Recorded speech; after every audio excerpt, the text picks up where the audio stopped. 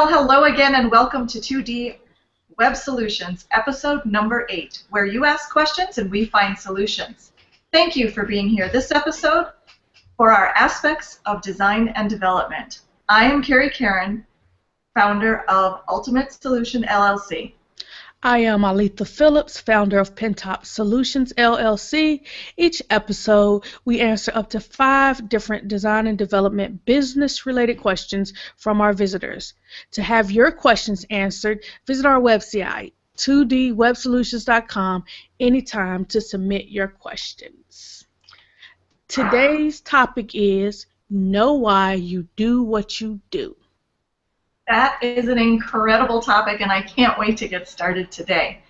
And I hope that we hear from all of you, and we thank you for submitting your questions, and we want to hear more from you and questions about learning and doing at the same time, how to put your efforts into both places at once.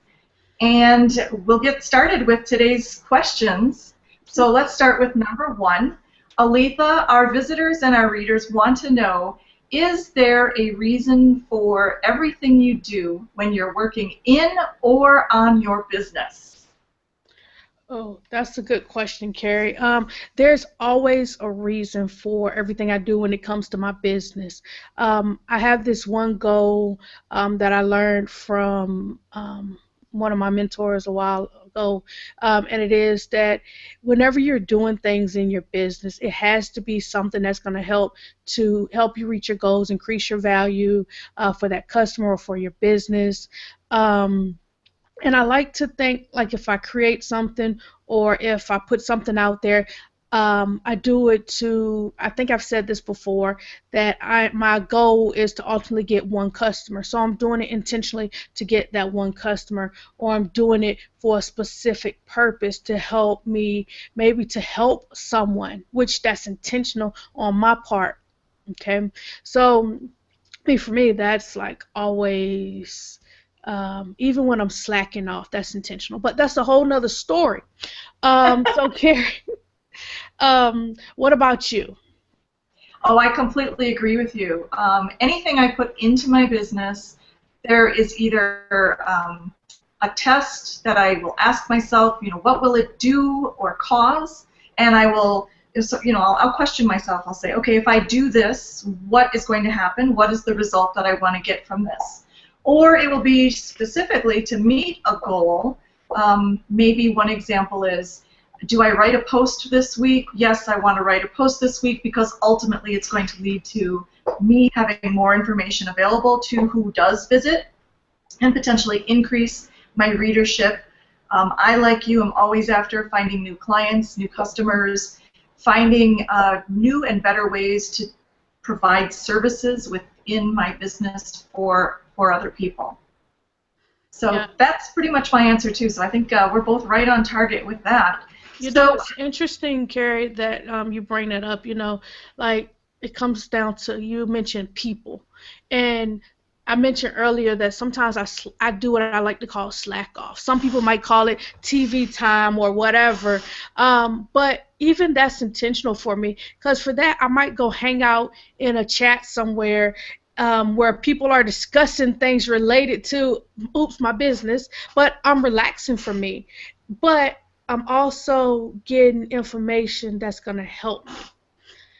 Even if I'm listening to a book, that's intentional, because I'm getting information, but I get to do it in a way that allows me to relax.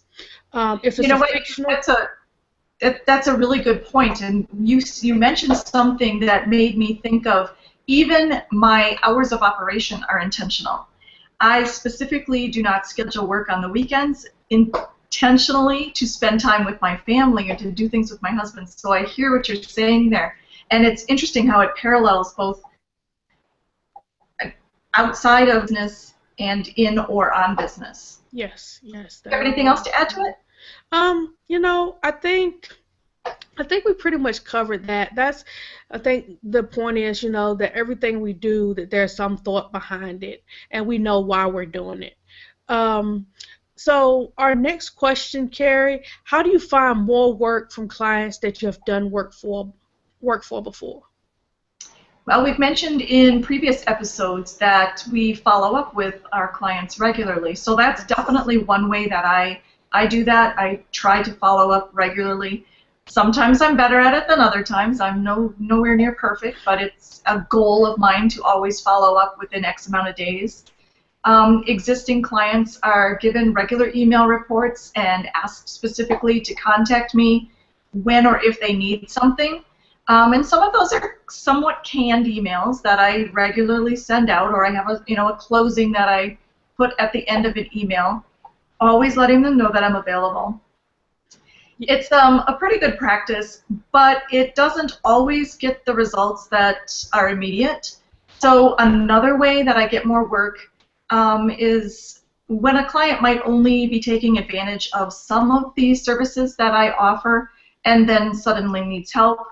I simply just try to solve their problem for them immediately, and that oftentimes will bring them back to ask me more questions later, which then leads into a paid project from them. You know, Carrie, you bring up a great point about how sometimes your clients will need a service that you have never maybe done for them before. And that just reminded me that sometimes, when we talk about finding more work from clients, a lot of times they don't know everything that we can do for them. So we have to find ways to make them aware of what we can do for them. And that's something that I try to do in my monthly newsletter that goes out to my customers. I talk about some of the other things that I do that I can do for them. And that's just is another way for me to get more work from my current clients. It's all about increasing that lifetime value for your client, of your customer. Because if you have a customer that, let's say, they're not on a maintenance plan, and if they don't hear from you, they tend to forget about you. So, I like to follow the rule of, they at least hear from me once a month. And sometimes they hear from me more than once a month because I'll send them out a little email, like with a little survey, checking on how whatever it is I did for them, how it's working for them, if they need anything, if they feel anything needs to be changed. Also, little things like, hey, is there anything else I can do to assist you? And just like you said, I love that email, the little PS or your signature in your email, just something to say, hey, this is what else I have going on. This is another product I have, or another project, or something else that I can offer you, maybe a book or whatever. But it puts your name out there again. They see you again. Like, Carrie, I know you're big on social media. How does that help you get more work from your clients? I'm not big on social media. It just appears that I'm big on social media. It just appears. I see you all the time. No, you see the posts all the time because I have a lot of things automated. See, this is one way that I save myself some time.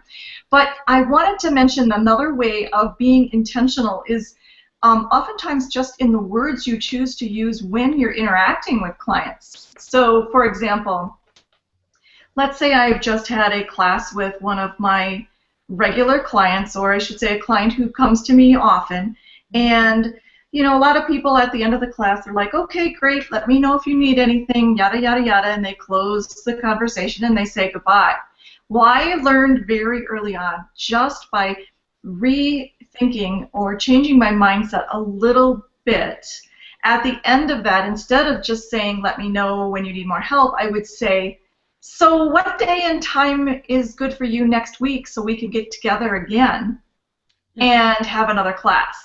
And it's amazing when you don't say, do you want help or do you not want help? You don't give them the chance to say no. You just reword it and say, when is a good time for us to get back together again? And make them pick. And it's okay if they can't make it right away. Then you say, well, let's get something scheduled, and if we need to reschedule later, we can. You just always kind of turn it around and put the ball in their court. Let them make a decision, but let them choose from the options that you want the result. Yeah, and that's a great point, Carrie. And I don't know if we brought it up when we talked about boundaries, but always providing them options of when you're available, and they get to choose from the options that you're available.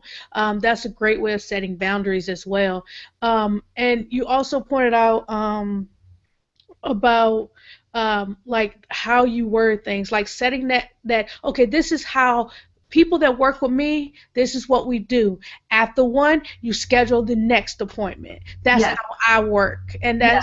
that's really laying out how things work when they work with Carrie. That's a great way of doing that. Yeah, and it works really, really well. And people do not get offended. Of course, you have to be kind and considerate of their time, and you don't want to come across as pushy, but you do want to word it in such a way. It's like when you're raising a 2-year-old and they don't want to brush their teeth. You know, you can say, hey, do you want to use the Bugs Bunny toothbrush, or do you want to use, you know, strawberry bubblegum flavored toothpaste? You give them that choice, and they're like, oh, well, I'll use that. Okay, here you go, and you get that job done. So right. So that's exactly it. So Arelthia, how do you create more business income without having to necessarily create more work? Um, the best way to create more business income without having to create more work is to increase your prices. Oh, That's that's the best way. Um, and I mean, and actually, it can have the effect of when you increase your prices and you start bringing in more income, sometimes it decreases the amount of work you have, but your income increases. And that's normal when you're first doing it, but then things start to continue to increase. But I think that's the best way. The one thing that I can truly recommend. What would you recommend, Carrie, for someone that wants to create more business income but not create more work?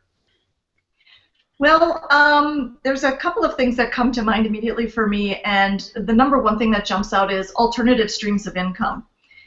So having, and it might in reality end up being more work for you up front, but the long-term goal being that once that work is done, it will be something that will continue to come in on a regular basis, be it a subscription. Some people refer to it as mailbox money or whatever. So I am a huge advocate of additional streams of income.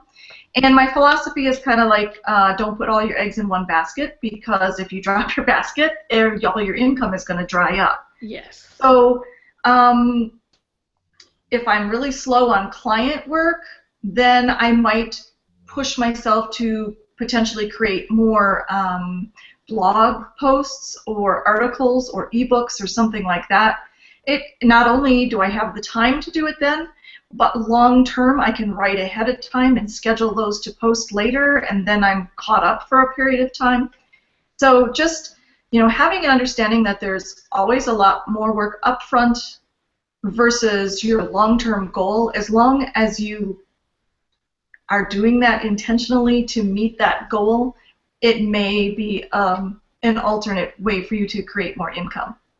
Great. Do you use alternative streams of income as well? You know, I do use some alternative streams of income. You know, small things like my books, you know, at first, when they first come out, when I first released my first book, I was like, oh, well, maybe a few people will see it.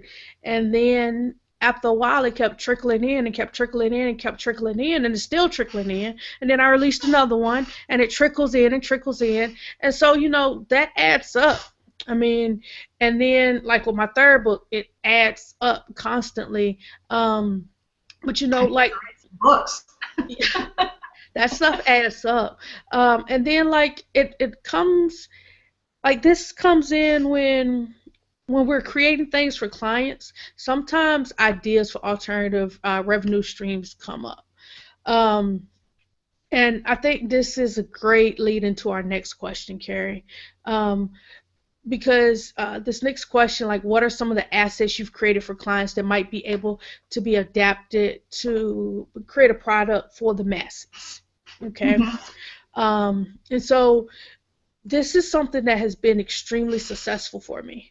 The ability to take something that I've created for a client, and I want to give a disclaimer here because you want to make sure that your terms of service and your contract with that client gives you the right to use what you create for that client for something else, okay? But if you have that in your contract where you still own your work, and they just have rights to use it, then you can use what you create for that client for something else. You can change it up and make it not necessarily a specific to one client, but so that anybody can pick it up and use it.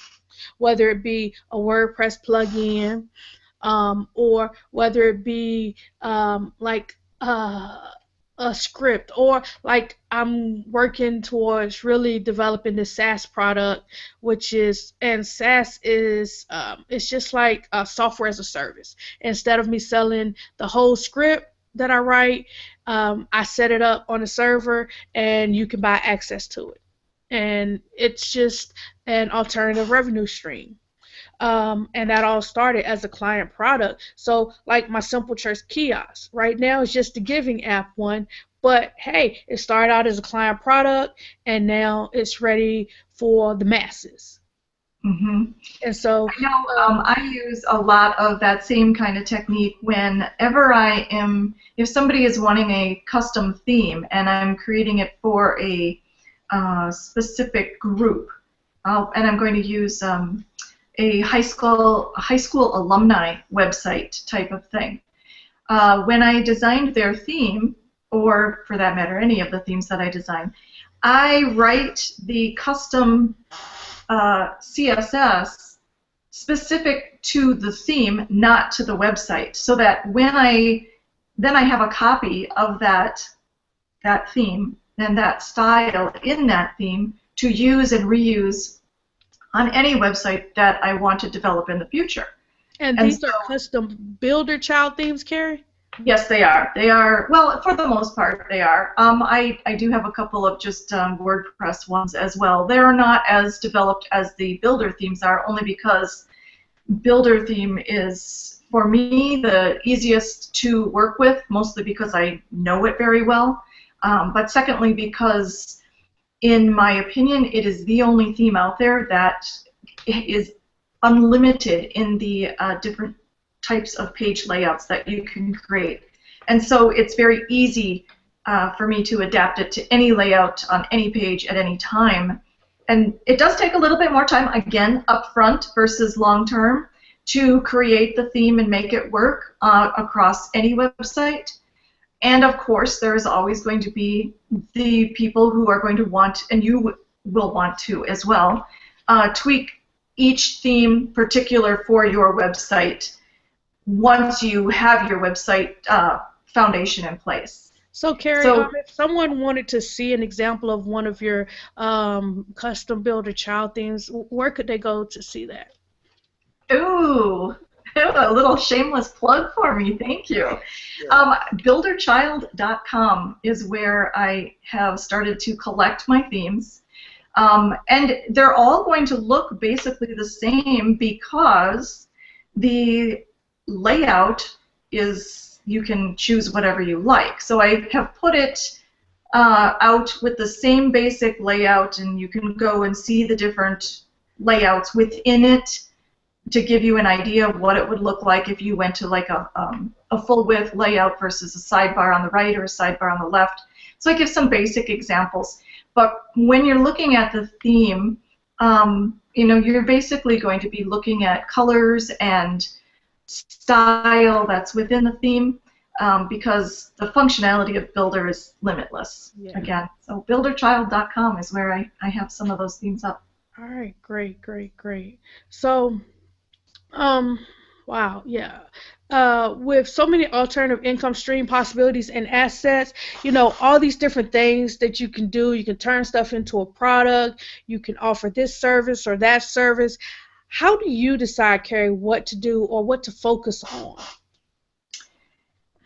Well, I guess first I evaluate if it's an area that I really want to pursue as an alternative stream of income.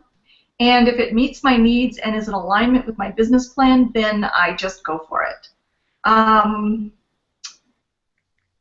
You do have to remind yourself to focus and, you know, make sure that you do stay on track to what your ultimate goal is. My ultimate goal is, it's a pretty big picture. So there's not a whole lot that I could do that wouldn't fit into that plan. So I do have a wide range of things that I could do. How do you decide what to do or what to focus on? You know, I keep up with like a list of what I want to do, like the different things I can do in Hmm. Trello. And I have what I want to do, and then what I know I'm going to do, but then I have the want to do too. And then the ones that I want to do, I go through them, and I have specific times that I plan to do 'em. I start something and I focus on it for 100 days. Oh, After that's that, awesome. yeah. After that 100 days, then I can reevaluate and focus on something else, or I can stay focused on that one item. And so that sort of keeps me from jumping around and wanting to just jump in and code something, because I want to code that's easy for me, that's comfortable for me, but that's not necessarily what brings me the most value. Sometimes I have to get out there, market stuff. Sometimes I have to get out there and write, which that is not necessarily my favorite thing, but there are some times when I have to. Um, so sometimes I have to pull myself away from the code to do specific things, and sometimes I have to jump in and code. So it just depends. I try to keep my focus in that way. Trello has been it has helped me a lot. So, It's interesting you have 100 days, because one of the things that I do within my business is I try every quarter, because I don't know why quarters are just very easy for me to remember. mhm. So every quarter I kind of reevaluate my entire business. You know, where was I at the beginning of the quarter? Where did I get to this time? What areas do I want to focus on more the next time around, the next quarter? Um, I need what I do need to learn how to do better is to I guess track and document what the progress really is, because a lot of times for me it is just a feeling other than and a lot of that is based on an increase of income or an increase of clients or an increase of this versus that. Um, but I don't have any real numbers per se. I mean, if you asked me what they were, I could go tell you, go find them, because I do literally track them. I just don't ever go back and collect all the data. So, You yeah. know, I track my data. I Uh, go every day. I keep up with like my income that came in for that day. mhm.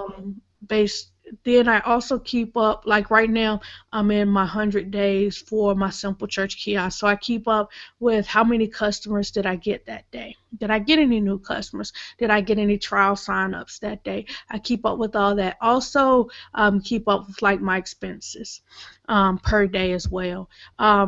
I learned that a while back. I can't remember who it was, but that's something that stuck with me over time. And I just constantly do that. And the way it's set up is that it's in a big spreadsheet, and it allows me to see it per quarter Mhm. plus the whole year together, and that way I can look and compare. I see what my goal was, what I met, what I did not meet, and then I approach it from, okay, I need to adjust here or I need to adjust there. Which part? Okay, this year, where was I compared to last year? Mhm. Is this the same time that was slow last year compared to this year, or is it a different time? What did I do in the previous 100 days? Because whatever you do in the previous 100 days impacts what's going on now. And so based on that, then you can adjust. Oh, So definitely. yeah. One of the things you said, and I totally agree, one of the things that I do track on a daily basis, I do watch my income and my expenses, and that you have to do if you're going to manage any kind of business for sure.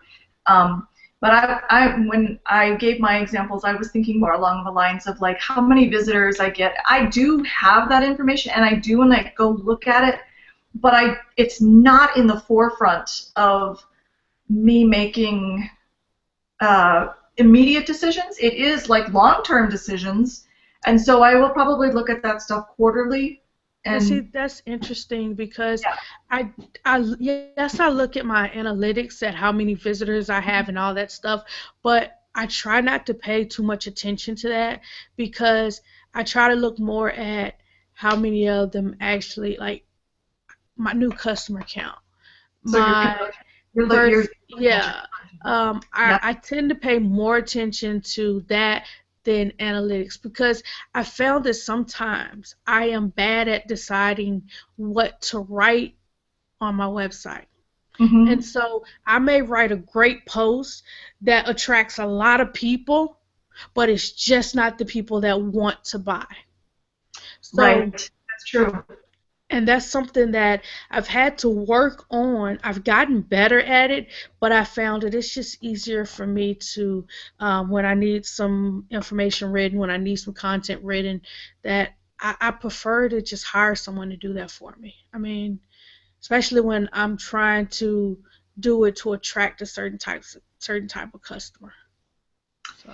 Well, that definitely leads us into what we're going to talk about next week, which is really how to, after you decide what to do, how to learn how to do it and do it, actually. So learning and doing.